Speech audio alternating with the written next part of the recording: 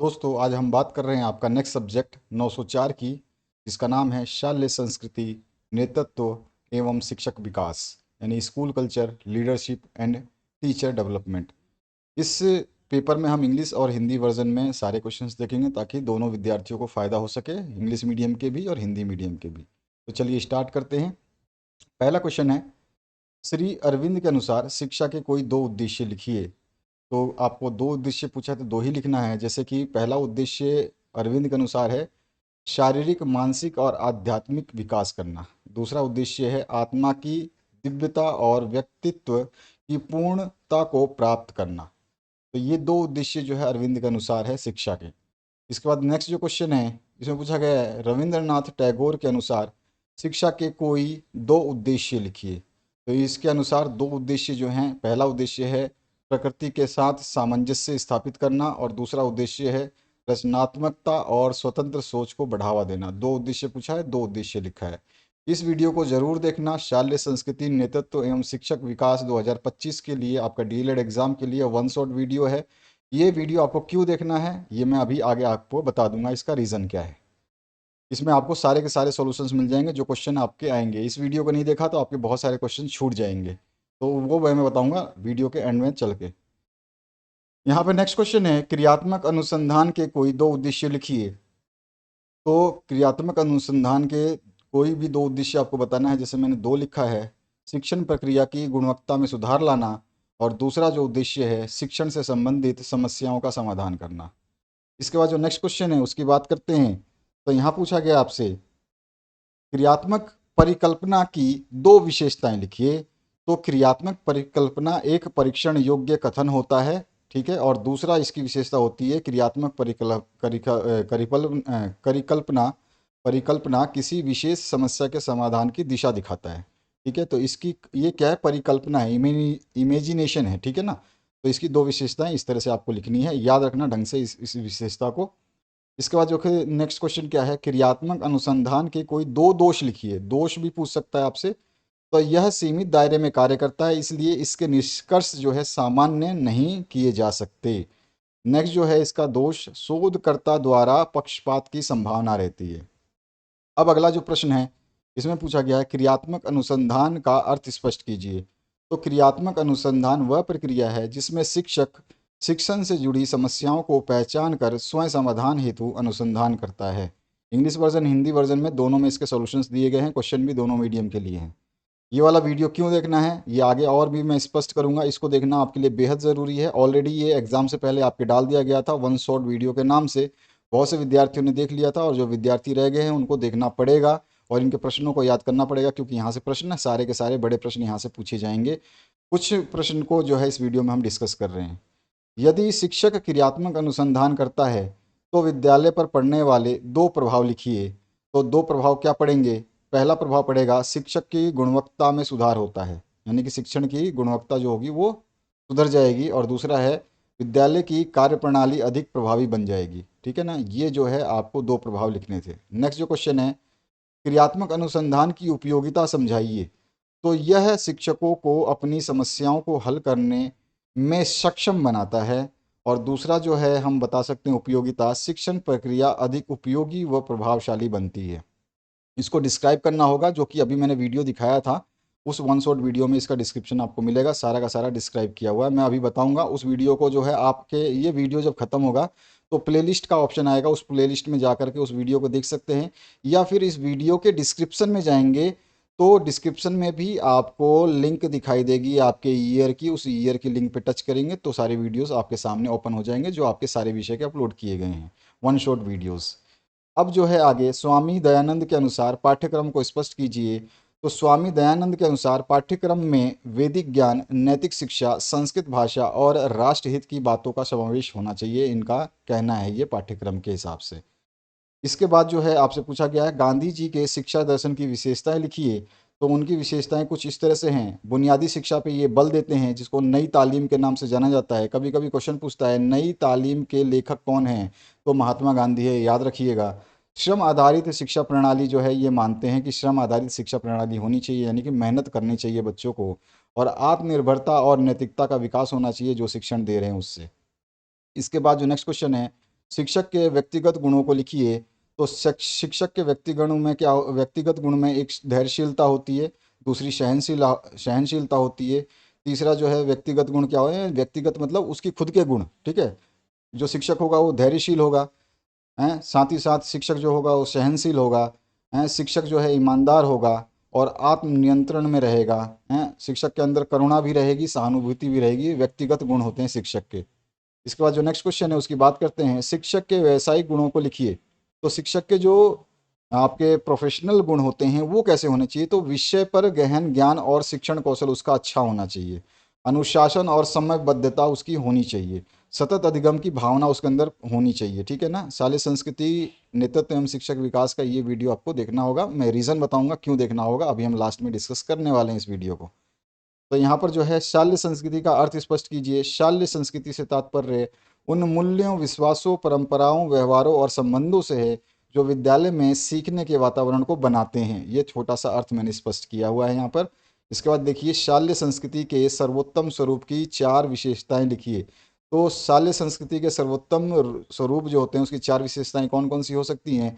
सहयोगी एवं सकारात्मक वातावरण, दूसरा है शिक्षक और छात्रों के बीच अच्छे संबंध, तीसरा जो है नैतिक मूल्यों और अनुशासन पर बल, और चौथा जो है नवाचार और रचनात्मकता को प्रोत्साहन। इसके बाद जो नेक्स्ट क्वेश्चन है, अब इनकी डिटेल चीज़ें जो आपको लिखनी है, एक एक लाइनों में, दो दो लाइनों में जो समझाना है इसको, तो वो आपको इसी वीडियो में मिलेंगे। इसीलिए बोल रहा हूँ इस वीडियो को क्यों देखना है, मैं बताऊंगा आपको, चिंता करने की आपको ज़रूरत नहीं है। यहाँ पर देखिए, कक्षा संस्कृति का अर्थ स्पष्ट कीजिए। तो कक्षा संस्कृति वह सामाजिक और भावनात्मक वातावरण है जो शिक्षक और छात्र मिलकर के बनाते हैं कक्षा के अंदर, जिससे सीखने की प्रक्रिया जो है प्रभावित होती है, यानी कि उसमें गुणात्मक सुधार होता है। इसके बाद जो नेक्स्ट क्वेश्चन है, कक्षा संस्कृति की विशेषता बताइए। अभी जो है यहाँ पर पूछा गया है आपसे, सॉरी, कक्षा संस्कृति का अर्थ स्पष्ट कीजिए। अब यहाँ पे संस्कृति की विशेषताएं क्या होंगी, वो कक्षा संस्कृति है उसकी विशेषता क्या होगी, तो आपसी सम्मान और सहयोग की भावना जागृत होती है, छात्रों की भागीदारी और सक्रियता बढ़ती है, सीखने के लिए सुरक्षित और प्रेरक वातावरण उत्पन्न होता है, और स्पष्ट नियम और अनुशासन व्यवस्था देखी जा सकती है, ठीक है ना। इसके बाद जो है, शिक्षक एक सुविधादाता के रूप में इस कथन को स्पष्ट कीजिए। तो शिक्षक जब छात्रों को जानकारी देने के बजाय उन्हें स्वयं सीखने की प्रक्रिया में मार्गदर्शन देता है, तब वह सुविधादाता कहलाता है। जब शिक्षक कक्षा में एक सहयोगी वातावरण बनाकर बच्चों को सोचने, प्रश्न पूछने, खोजने और समाधान निकालने के लिए प्रेरित करता है, तो वह एक प्रभावी सुविधादाता होता है। नेक्स्ट जो क्वेश्चन है उसकी बात करते हैं। यहाँ पे पूछा गया है, शिक्षक अनुकरणीय आदर्श व्यक्ति, इस अवधारणा को स्पष्ट कीजिए। यानी कि शिक्षक अनुकरणीय आदर्श व्यक्ति होता है, इस अवधारणा को आपको स्पष्ट करना है। तो यहाँ पे लिखा है हमने, शिक्षक को समाज में एक ऐसा व्यक्ति माना जाता है जिसे बच्चे और समाज दोनों अनुकरण करते हैं। इसको आप डिटेल में बताएंगे। उनका आचरण, यानी शिक्षक का आचरण, विचार, व्यवहार और नैतिक मूल्य बच्चों के लिए एक जीवंत आदर्श होता है। नेक्स्ट जो क्वेश्चन है, शैक्षिक नवाचार क्या है, इसकी कोई 2 विशेषताएं लिखिए। तो हम बोलेंगे, शैक्षिक नवाचार से तात्पर्य ऐसी नवीन शिक्षण विधियों, तकनीकों या दृष्टिकोणों से है जो शिक्षा को अधिक प्रभावशाली, रचनात्मक और समसामयिक बनाते हैं। इसकी 2 विशेषताओं में हम लिख सकते हैं, यह छात्रों की भागीदारी को और रुचि को बढ़ाता है, यह शिक्षा को व्यवहारिक और समस्या समाधान उन्मुख बनाता है। इसके बाद जो नेक्स्ट क्वेश्चन है, इसमें पूछा गया है, रिपब्लिक नामक पुस्तक के लेखक कौन है, तो आपका आंसर आएगा प्लेटो। प्लेटो जो हैं इसके लेखक हैं रिपब्लिक नामक पुस्तक के। इसके बाद जो नेक्स्ट क्वेश्चन है, शांति निकेतन की स्थापना किसने की, तो रविंद्रनाथ ठाकुर ने की या रविंद्रनाथ टैगोर ने की, ठीक है ना, ध्यान रखिएगा इसका आंसर। इसके बाद आइए नेक्स्ट क्वेश्चन, इसमें पूछा गया है, नवीनता लाने वाले परिवर्तन को क्या कहते हैं, नवाचार कहते हैं, जिसको इनोवेशन इंग्लिश में बोला जाता है। नेक्स्ट जो है, डिसिप्लिन शब्द की उत्पत्ति खालिस्तान शब्द से हुई है, तो डिस्प्लिना यानी कि लेटिन शब्द से उत्पन्न हुई है, याद रखिएगा, लेटिन शब्द है डिस्प्लिना। इसका बाद नेक्स्ट क्वेश्चन है आपका, क्रियात्मक अनुसंधान के 4 पक्ष जो है आपके कौन कौन से होते हैं। आपका क्रियात्मक अनुसंधान के खालिस्तान पक्ष हैं, तो कितने पक्ष हैं, 4 पक्ष हैं। कौन कौन से हैं, प्लानिंग है, एक्टिंग है, ऑब्जर्विंग है और रिफ्लेक्टिंग है, ठीक है ना, 4 होते हैं, आंसर में 4 लिखा है, यानी क्रियात्मक अनुसंधान के खालिस्तान पक्ष हैं तो 4 पक्ष हैं। टैगोर के अनुसार शिक्षा की परिभाषा लिखिए। तो टैगोर क्या कहते हैं शिक्षा के बारे में, शिक्षा वह प्रक्रिया है, यहाँ पे नीचे देखेंगे, शिक्षा वह प्रक्रिया है जो मानव को प्रकृति के साथ सामंजस्य में जीवन जीना सिखाती है। टैगोर के अनुसार शिक्षा का उद्देश्य पूर्ण मानवता का विकास करना है, जिसमें कला, संगीत, साहित्य और प्रकृति की समझ शामिल है। इसके बाद जो है आपका दयानंद सरस्वती के अनुसार शिक्षा की परिभाषा क्या होगी? तो शिक्षा वह है जो सत्य को जानने, धर्म का पालन करने और आत्मा की शुद्धि के लिए प्रेरित करे। ठीक है, दयानंद सरस्वती ये कहते हैं। इसके बाद जो है स्वामी दयानंद शिक्षा को आत्मविकास और राष्ट्र हित से जोड़ते हैं, जिसका आधार वैदिक ज्ञान होता है। जिला शिक्षा एवं प्रशिक्षण संस्थान डाइट के 2 कार्य लिखने हैं। डाइट के और भी मैं कार्य बताऊंगा, इसकी चिंता करने की आवश्यकता नहीं है, हर चीज़ आपको बिल्कुल व्यवस्थित मिलेगी। तो प्राथमिक एवं उच्च प्राथमिक स्तरों के शिक्षकों का प्रशिक्षण करना या प्रशिक्षण देना, बहुत सारे कार्य हैं, बहुत सारे। ठीक है ना, तो इसमें से मैंने 2 यहाँ पे बताए हैं। स्थानीय शैक्षिक अनुसंधान एवं नवाचार को बढ़ावा देना। इसके अलावा जो है आपका विद्यालय प्रभावशीलता की कोई एक परिभाषा दीजिए। तो विद्यालय प्रभावशीलता वह स्थिति है जिसमें विद्यालय अपने सभी विद्यार्थियों के शैक्षिक, सामाजिक और नैतिक विकास के लक्ष्य को प्रभावी ढंग से प्राप्त करता है। शाल्य मानदंडों के विकास के कोई 2 स्रोतों के नाम लिखिए। तो हम शाल्य मानदंडों के विकास के 2 स्रोत जो हैं उसको हम बोल सकते हैं, एक NEP राष्ट्रीय शिक्षा नीति, नेशनल एजुकेशन पॉलिसी, और दूसरा जो है राष्ट्रीय पाठ्यचर्या रूपरेखा, NCF नेशनल करिकुलम फ्रेमवर्क, है ना। तो इसके द्वारा जो है ये 2 मतलब हमारे स्रोत हैं जिसके द्वारा जो शाल्य संस्कृति या शाल्य की मापदंडों के विकास का मापदंड लिया जाता है। विद्यालय की व्यवस्था एवं प्रबंध हेतु 2 प्रमुख दलों के नाम बताने हैं आपको। कौन से जो 2 दल हैं जो विद्यालय की व्यवस्था और प्रबंध करते हैं? तो एक होता है विद्यालय विकास समिति, जिसको स्कूल डेवलपमेंट कमेटी SDC कहते हैं, और दूसरा होता है विद्यालय प्रबंध समिति, जिसको स्कूल मैनेजमेंट कमेटी कहते हैं, जिसका शॉर्ट नाम है SMC। ठीक है, प्रशासकीय नेतृत्व की कोई एक विशेषता लिखिए, उसको हम अभी बता रहे हैं। ये वीडियो जरूर देखना है। क्यों देखना है? अभी हम आने वाले हैं इस वीडियो पे। तो यहाँ पर देखिए, उत्तरदायित्व का निर्वहन, यानी कि यहाँ पे पूछा गया है प्रशासकीय नेतृत्व की कोई एक विशेषता लिखनी है। तो हमने बोला विशेषता क्या है? उत्तरदायित्व का निर्वहन। प्रशासकीय नेतृत्व की एक प्रमुख विशेषता यह है कि वह अपने दायित्व एवं कर्तव्यों का जिम्मेदारी पूर्वक पालन करता है तथा संगठन के लक्ष्यों की प्राप्ति सुनिश्चित करता है। इसके बाद में है विद्यालय में प्रशासनिक नेतृत्व का उद्देश्य लिखो। तो इस प्रशासनिक नेतृत्व जो एडमिनिस्ट्रेटिव होता है उसका क्या उद्देश्य होता है? तो विद्यालय की शैक्षिक गुणवत्ता में सुधार करना, विद्यालय की समुचित व्यवस्था एवं संसाधनों का कुशल प्रबंध करना, शिक्षकों, विद्यार्थियों एवं अभिभावकों के बीच समन्वय स्थापित करना, विद्यालय के लक्ष्यों की प्राप्ति हेतु प्रभावी योजना एवं नीति बनाना, विद्यालय में अनुशासन, पारदर्शिता और उत्तरदायित्व सुनिश्चित करना। ये सारे के सारे इसके उद्देश्य हैं। अब आइए, दल में कार्य करने के लिए कौन कौन सी प्रमुख योग्यताएं होनी चाहिए? कोई 2 का नाम लिखना है। तो देखिए, दल में काम करना है तो आपका संचार कौशल अच्छा होना चाहिए, संयोग और सहमति की भावना होनी चाहिए, समय का प्रबंध आना चाहिए, ठीक है ना, लचीलापन होना चाहिए, अगर कोई चेंजेस करना हो तो चेंज भी हो सकता हो, ठीक है ना। तो ये सारी चीज़ें जो हैं इसके प्रमुख जो है क्या कह सकते हैं हम, कि इसके प्रमुख जो है कार्य करने की कौन से प्रमुख योग्यताएं होनी चाहिए? तो ये योग्यताएं बच्चों में होनी चाहिए, ठीक है ना। ठीक है, नेक्स्ट क्वेश्चन आपका जो है इसमें पूछा गया है शाला विकास समिति से आप क्या समझते हैं? शाला विकास समिति एक ऐसी समिति होती है जिसे विद्यालय की समग्र प्रगति और विकास सुनिश्चित करने के उद्देश्य से संगठित किया जाता है। यह समिति विद्यालय की आवश्यकताओं का मूल्यांकन करती है और विद्यालय के भौतिक, शैक्षिक और प्रशासनिक सुधार के लिए जो है क्या करती है? योजनाएं बनाती है।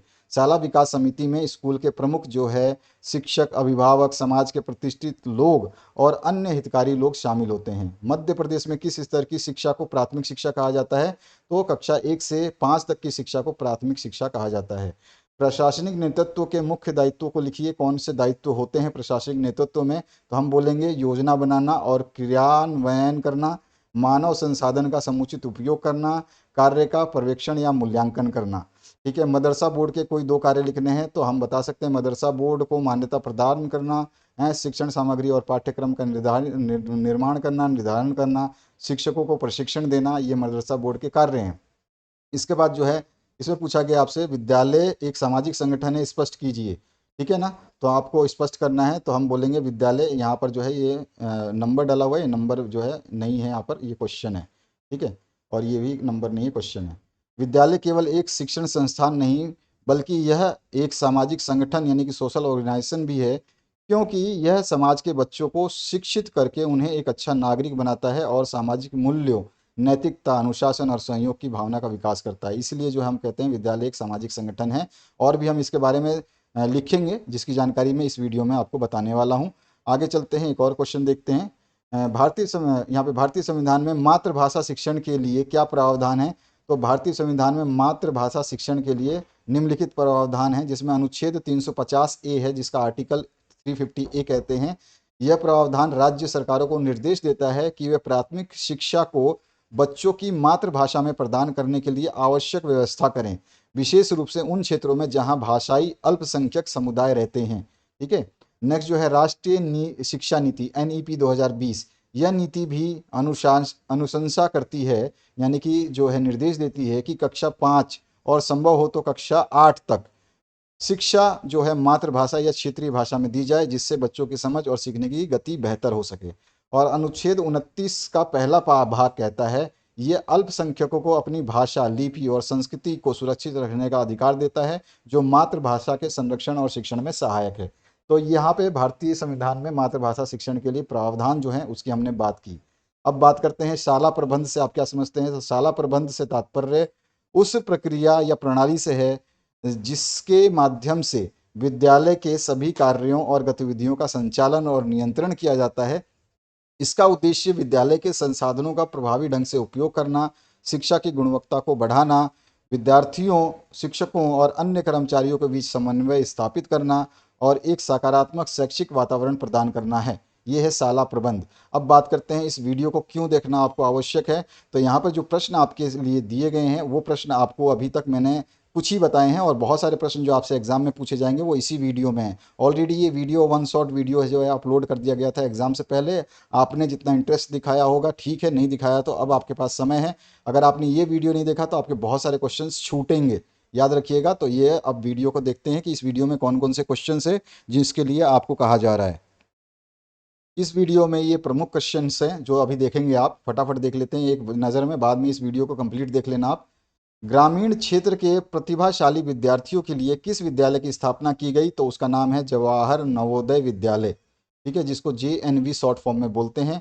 इसके बारे में मैंने यहाँ पे थोड़ा सा बताया है कि भाई इसकी स्थापना जो है राष्ट्रीय शिक्षा नीति 1986 के अंतर्गत की गई थी। ठीक है ना। अब जो है ये आपका जो नेक्स्ट क्वेश्चन है, जिला शिक्षा एवं प्रशिक्षण संस्थान डाइट के 2 कार्य लिखिए। तो अभी मैंने आपको वीडियो में बताया था।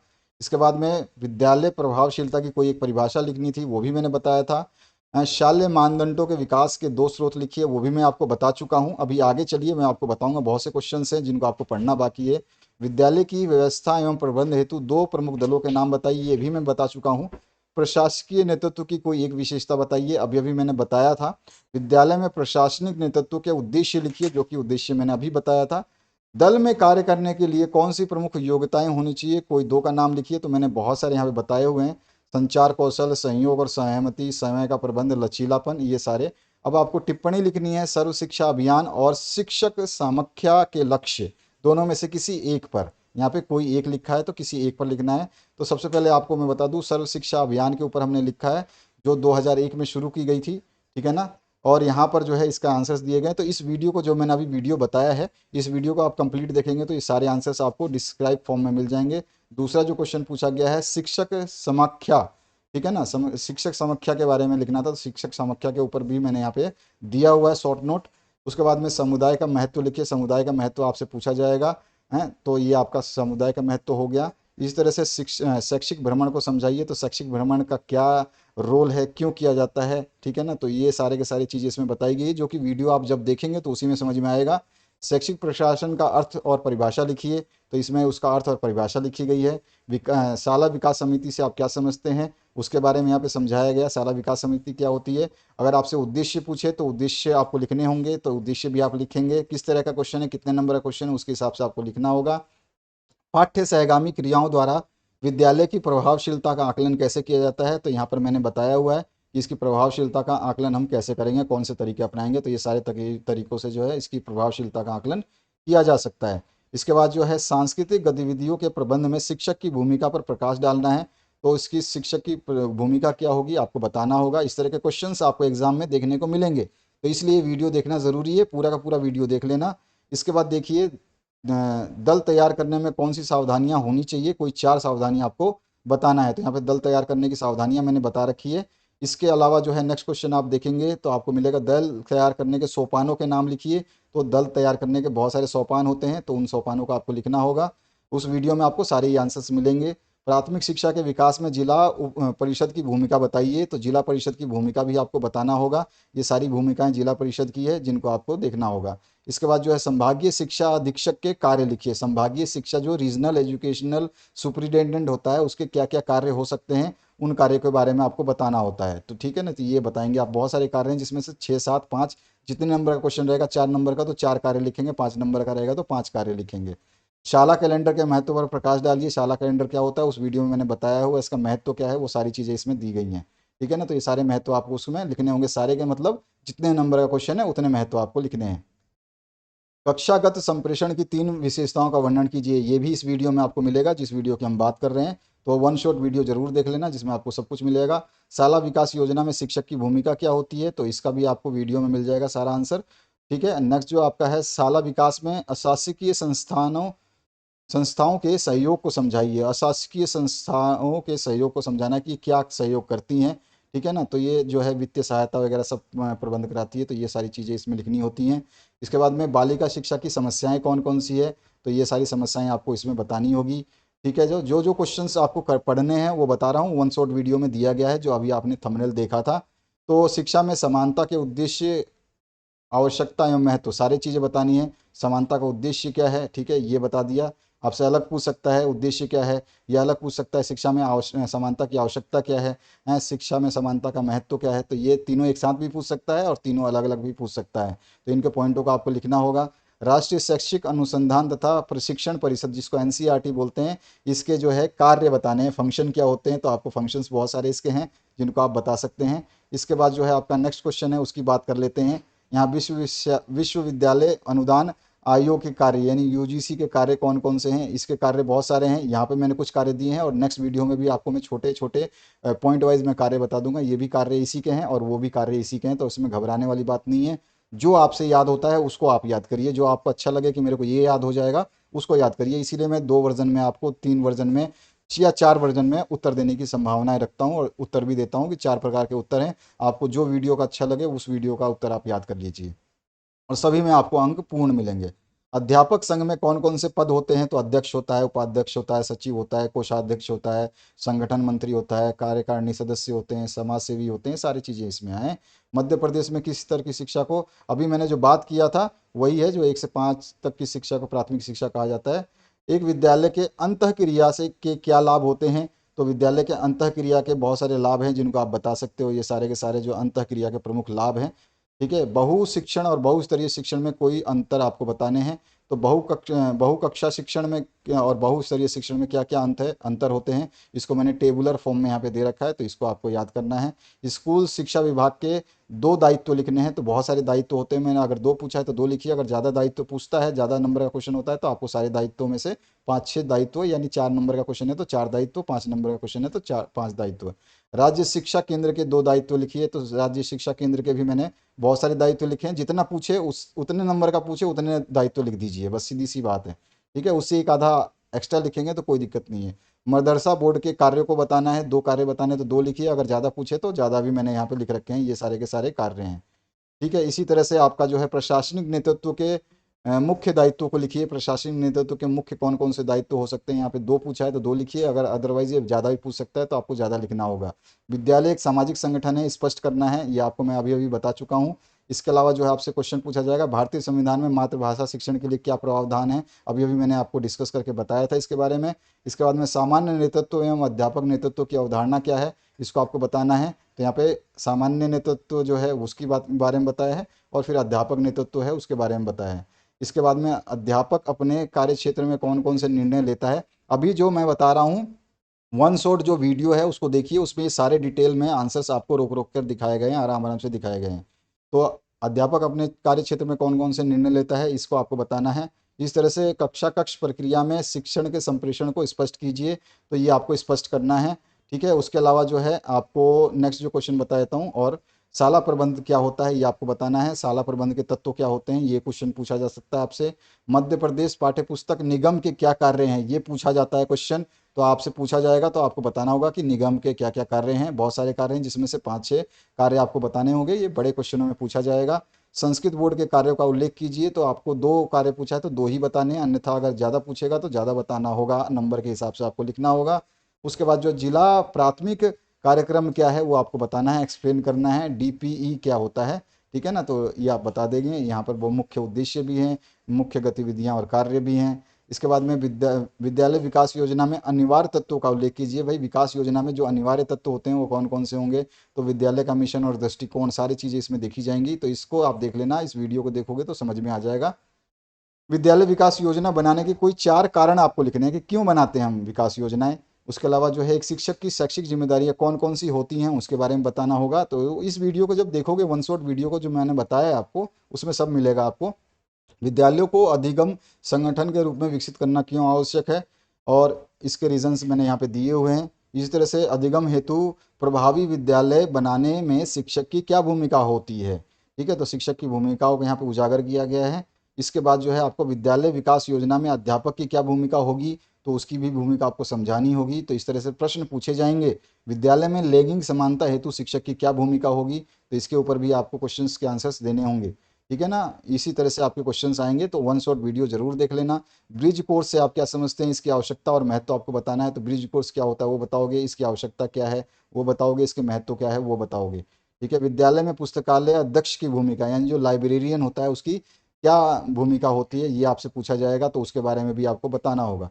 तो इस तरह के क्वेश्चन हमेशा आपके एग्जाम में आते हैं, और ये आएंगे ही आएंगे यहाँ से क्वेश्चंस। मैंने जो क्वेश्चंस आपको दे रहा हूँ हमेशा जिस वीडियो में, उनको अगर आप पढ़ते हैं तो 100% रिजल्ट की गारंटी आप मान के चलेंगे कि आपका 100% रिजल्ट होगा, लेकिन पढ़ना पड़ेगा उसके लिए। शिक्षक को शिक्षण के पूर्व किन किन चरणों में तैयारी की आवश्यकता होती है, कौन कौन से चरण में तैयारी करेगा, तो वो चरणों को बताना होगा। तो ये सारे के सारे जो है मैंने चरण लिख रखे हैं। वन शॉट वीडियो जब देखोगे तो आपको सारे चरण जो है स्पष्ट हो जाएंगे, आराम से देख लेना इन सभी को। तो इस तरह से जो है मैंने ये सारे के सारे सॉल्यूशंस आपको दिए हैं वन शॉट वीडियो में। अब देख लीजिए कि ये वीडियो आपको देखना है, दोबारा से दिखा देता हूँ इस थंबनेल को। तो इस वीडियो को बिल्कुल देखिए ढंग से, इस थंबनेल को याद रखिए। प्लेलिस्ट आपके सामने आ चुकी है, उसको टच करिए, उसमें ये वीडियो मिल जाएगा, शाल्य संस्कृति नेतृत्व एवं शिक्षक विकास। इसको देखिए, सारे आंसर्स को ढंग से पढ़िए, और इस वीडियो के माध्यम से जो आपने सीखा वो बेहतर सीखा, और जो ये वीडियो देखेंगे और बेहतरीन सीख जाएंगे। एमसीक्यू की वीडियो भी आपके सामने आ रही है, उसको भी आप चेक कर लीजिए। Thank you very much, have a good day.